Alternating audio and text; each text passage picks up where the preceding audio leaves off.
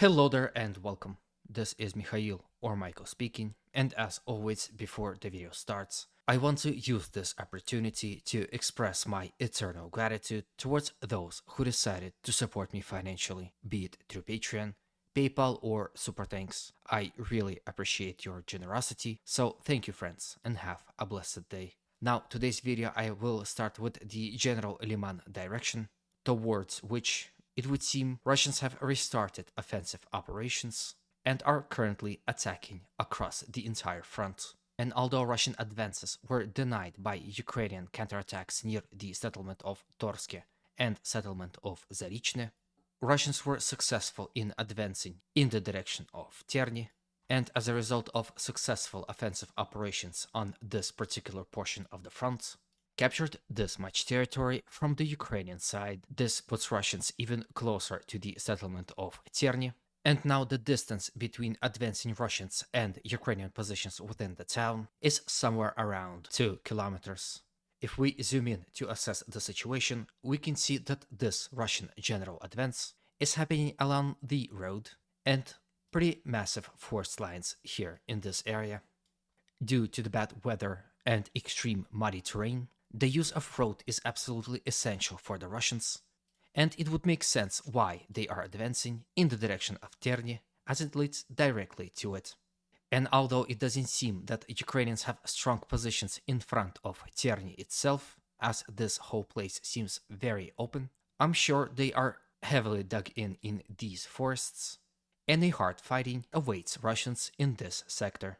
This recent Russian advance puts Ukrainian forces in this area into a semi-encirclement, and if such advances of the Russian forces continues, supported by Russian frontal attacks and attacks from the southern flank, Ukrainian forces located in this sector might face a difficult decision of retreating back to the settlement of Yampalivka.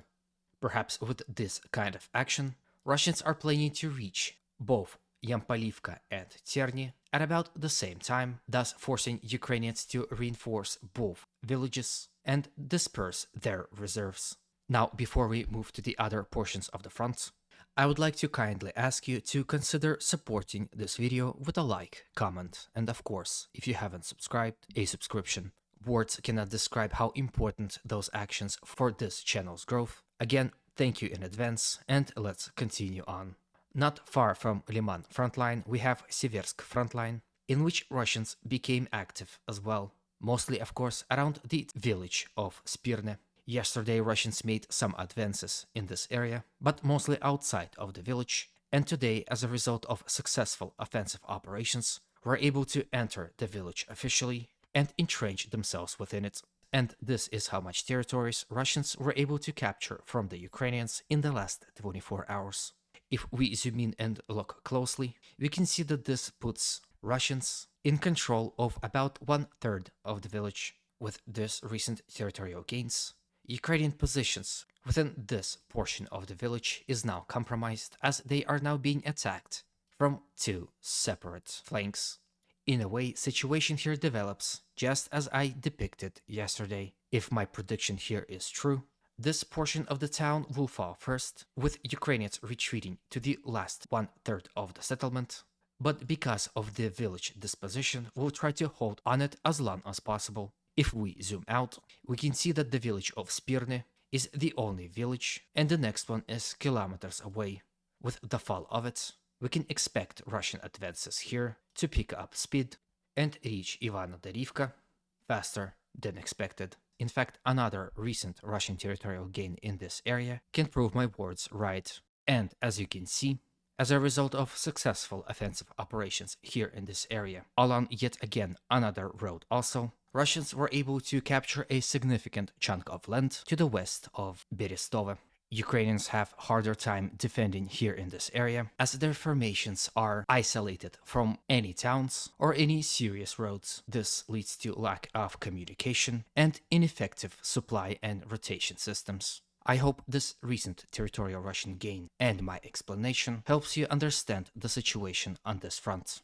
Then from here, let's move to the town of Avdeevka and discuss the situation here also. Russian attacks here in this area continues, as they attacked in the direction of Severne Tonenke and Pervomaisky, as well as from Apitne and Spartak. They also continued fighting within the industrial zone. However, it seems that Ukrainian counterattacks and strong resilience stopped Russians from advancing anywhere on the southern flank of Avdiivka. Although some small territorial changes are reported around Apitne, where Russians have been able to advance in the last 24 hours, is near a small town of Vesele.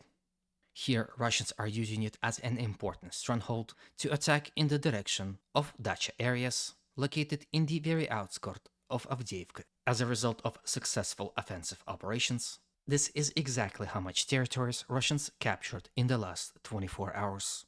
If we zoom in, we can see that yet again Russians are using roads located in this portion of the front on its full potential. On the interesting note, I have a video for you of a Ukrainian tank spotted in the vicinity of this area, driving around small dacha houses and destroying them in the process. Here you can see this on the video. Now it is unclear whether Russian forces were present within the buildings as this happened.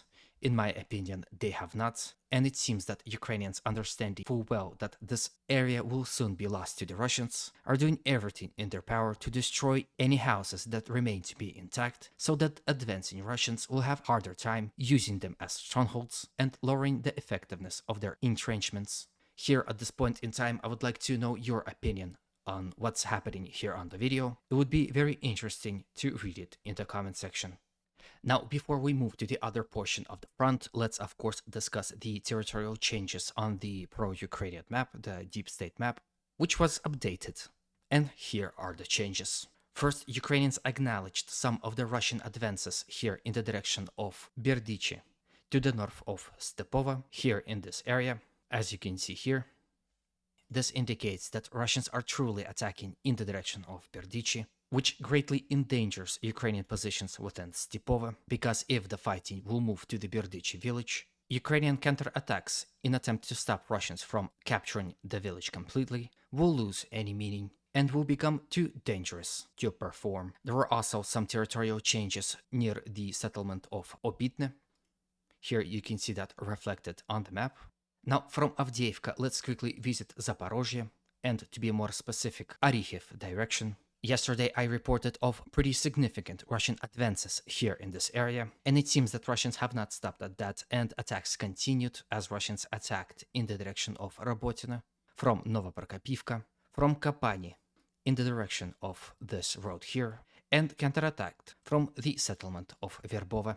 At this point in time, the map has not been updated. However, claims of Russian territorial gains are coming from this sector hour by hour, and I'm sure soon this map will be updated, and I will of course report it. These Russian attacks are conducted with a massive support of artillery and aviation. For example, here on this video you can see Russian TOS flamethrower system firing upon Ukrainian positions located in this general area. The Russians are also busy striking Ukrainian rear, thus disrupting Ukrainian logistics and rotation systems. All those actions put Ukrainian forces located in this ledge under immense stress and make Russian attacks a lot more effective. With this, I end today's video. Hopefully it was to your liking and was informative enough. Please consider supporting this video by any means you consider necessary. As always, humanity calls me to condemn all violence against human beings. Have a good day, and always remember, Russia will be free and great.